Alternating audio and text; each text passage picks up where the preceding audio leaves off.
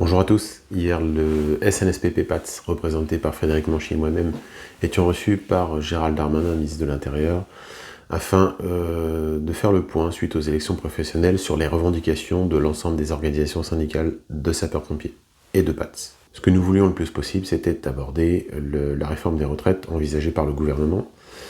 Mais le ministre de l'Intérieur a assez vite botté en touche sur ce sujet, puisqu'il a clairement dit que le gouvernement n'avait pas statué encore sur les décisions finales, et qu'il fallait donc attendre la fin janvier pour pouvoir connaître les propositions du gouvernement.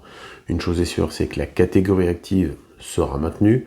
Maintenant, il faut regarder les conditions de cette catégorie active, parce que reculer la limite d'âge, ça peut aussi se faire en catégorie active. Donc ça, il faudra l'attendre. Et autre point que le ministre a évoqué, et ça c'est plutôt une ouverture, le seul point d'ailleurs qu'il a évoqué sur les retraites, c'était d'étudier avec attention la portabilité des droits, des bonifications, et pour lui ça semblait parfaitement envisageable et il n'était pas très inquiet sur le sujet.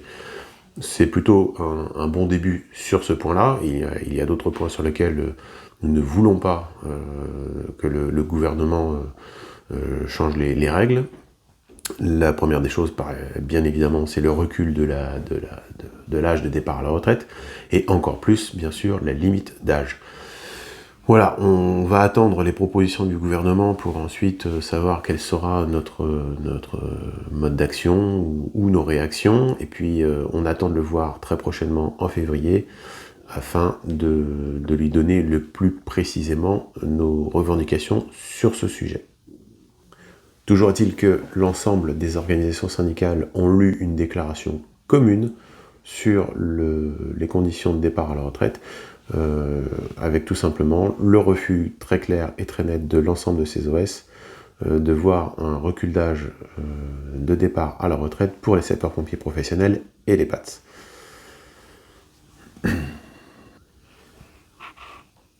Chaque OS ensuite a pu donner son point de vue et ses revendications du moment au ministre de l'Intérieur. En ce qui nous concerne, nous avons abordé plusieurs points, et c'était finalement un sommaire, puisque nous ne détaillons pas nos revendications, mais c'était plutôt un sommaire dans l'attente de le rencontrer en février. Et donc nous avons commencé par là. Nous avons souhaité lui confirmer que nous voulons travailler avec le ministre de l'Intérieur et pas d'autres personnes, pas un ministre délégué, et pas les membres de son cabinet, au moins pour le départ. Voilà, donc j'espère qu'il nous recevra en février, où on pourra détailler l'ensemble de ses revendications. Mais pêle-mêle, nous avons parlé de la loi d'orientation du ministre de l'Intérieur, avec un volet sécurité civile dédié dans cette loi, quelque chose qui permettrait un meilleur financement des SDIS notamment. Nous avons parlé de Nexis, nous avons parlé du RFF, nous avons parlé également du 112. Sur ce sujet, il nous a répondu, le 112 devrait voir le jour, enfin plateforme unique, on devrait avoir quelque chose de nouveau au printemps. Voilà, donc c'est une commande qu'il est donnée à la DGS-CGC. Nous avons évoqué également le statut. Donc sur le statut, on peut y mettre différentes choses, mais nous avons parlé de la NBI, nous avons parlé de la formation spécialisée numéro 3 qui avait des propositions, et on souhaitait connaître les positions du gouvernement sur le reclassement des sapeurs-pompiers en catégorie B. Nous avons parlé des feux d'espace naturel qui allaient bientôt voir le jour à nouveau. Nous sommes en hiver, mais ça se voit pas beaucoup.